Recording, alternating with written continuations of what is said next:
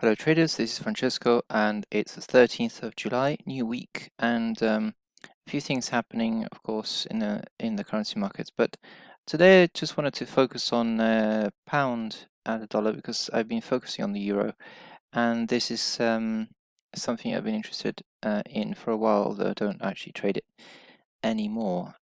So forgive me if I'm just using this as a sort of academic video. I don't have any skin in the game.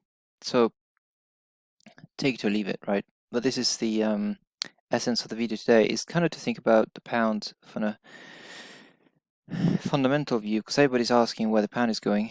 It's become almost like, to me, almost gold, in the sense that it's been on and off the pedal. People get excited about the next pound run, and then it seems to fizzle. Same with gold.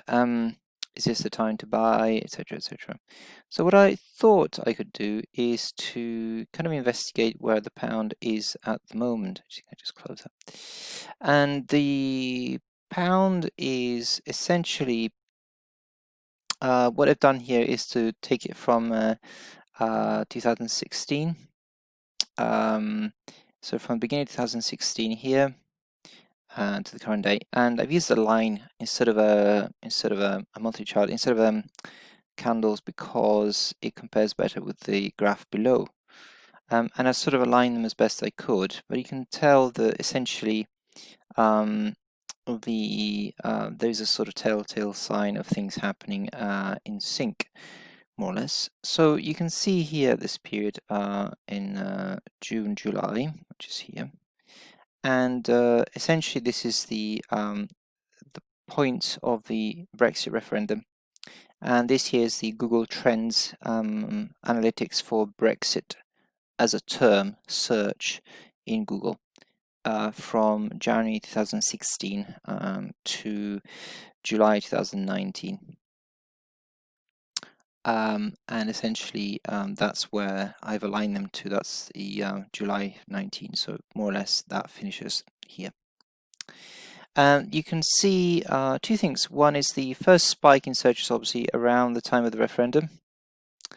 And that's kind of roughly when the pound fell from about 133 to about 123. And that's 10%, 1,000 pips, more or less.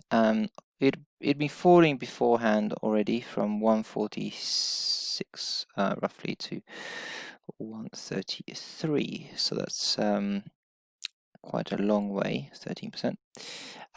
So now what's interesting about this is that then it was a period of calm here, more or less, with some peaks.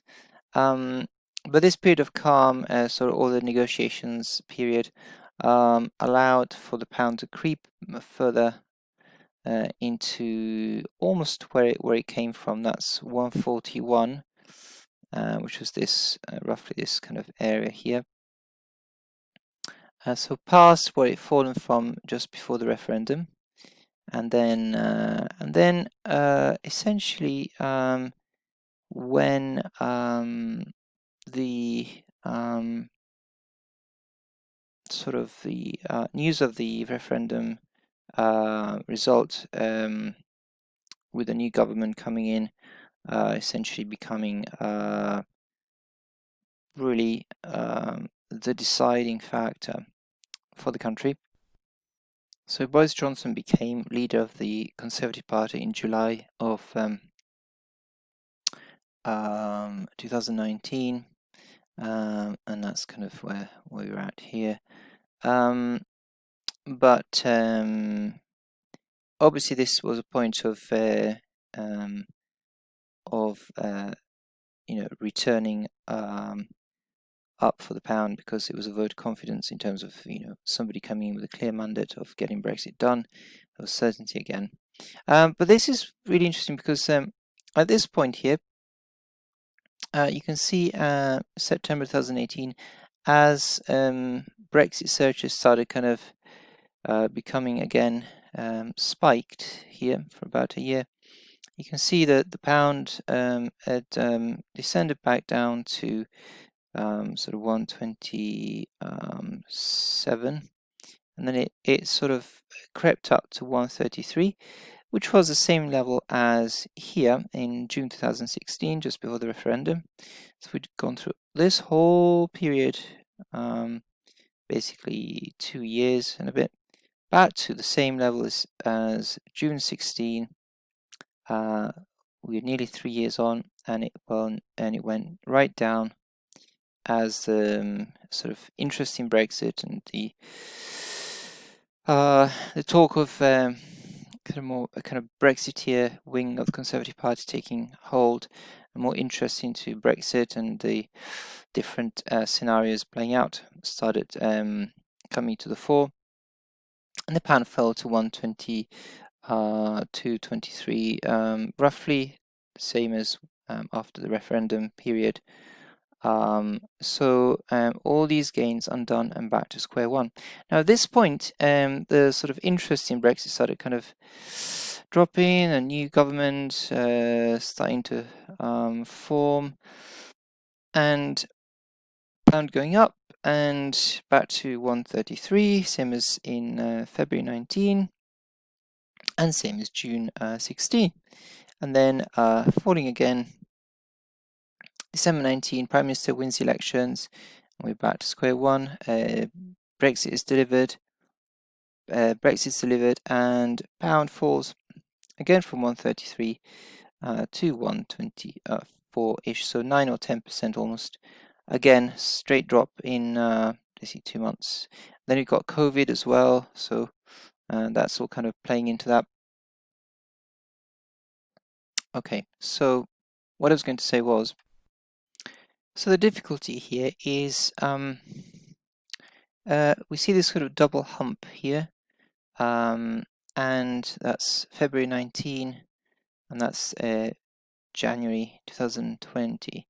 So about a year apart, these two humps at the same level, sort of 132-ish, 133. And at this point, the Brexit interest has waned, and one wonders what happens to the pound. So the Brexit fundamentals have been big movers. The other issue that we've not really talked about is this. So on trading economics, you can find a lot of these comparable historical indicators on countries. So what I've done is I've overlapped the UK interest rate. And obviously the chart is on different scales. That's the pound moving in lots of percentages, and this is the interest rate moving fractions of a percentage. So it's not quite comparable in scale, but having said that, what this gives you is an idea of movement. So here's the, ever since the financial crisis of 2008, we've not really had a lot of movement on interest rates. In fact, we've been kind of flat. And then here is when Mark Carney came into power as the governor of the Bank of England, and he started ramping up the promise of an interest rate or talk of an interest rate late 2013. I think it was summer 2013. And then the pound was very excited about that, and then it took a whole tumble after that when that didn't quite materialize. So that whole cycle led to nothing. Back to square one, 2015.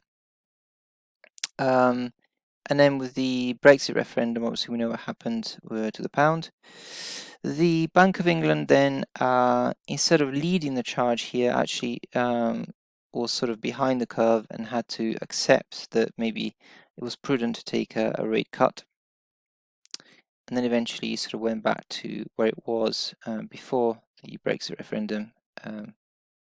And then after that, there were signs of optimism, perhaps, and the Bank of England raised its interest rate a little bit.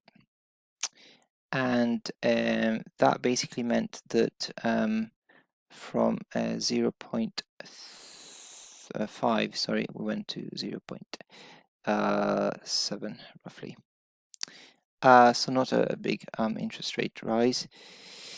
And you can see from this interest rate rise that the pound is picking up as well. The effect that had the second time round wasn't particularly measurable because the pounds could have dropped. It rose a little bit here, but not by a huge amount.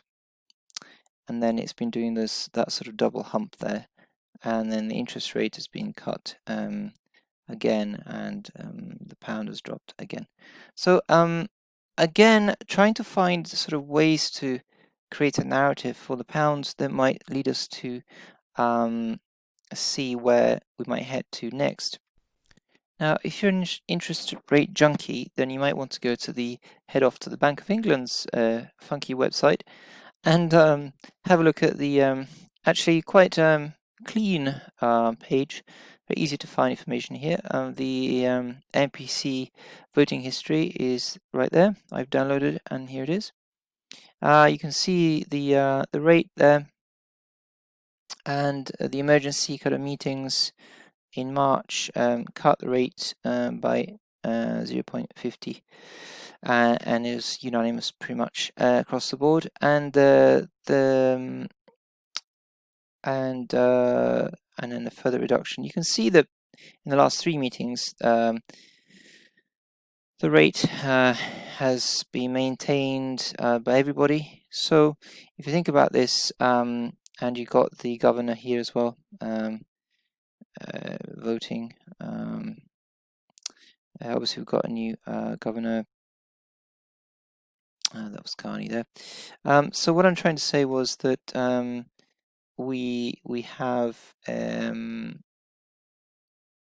something to think about in terms of going forward, and that is what do we do about basically a flat voting from the Bank of England, and that doesn't give us any direction. So we look at the futures there. You can see that the effect of that rate cut and COVID has been tremendous.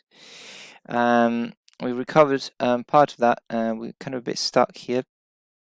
And shorter term, you can head off to the hourly chart, and you can see that we are sort of trying to get out of this range between sort of 125 and 127, just thereabouts. Lots of buying, selling, buying, but essentially we're a bit stuck. So what happens next is indeed anybody's guess. Don't expect any sort of rate rises or anything like that from the Bank of England. Brexit is no longer of much of interest to anyone in terms of news.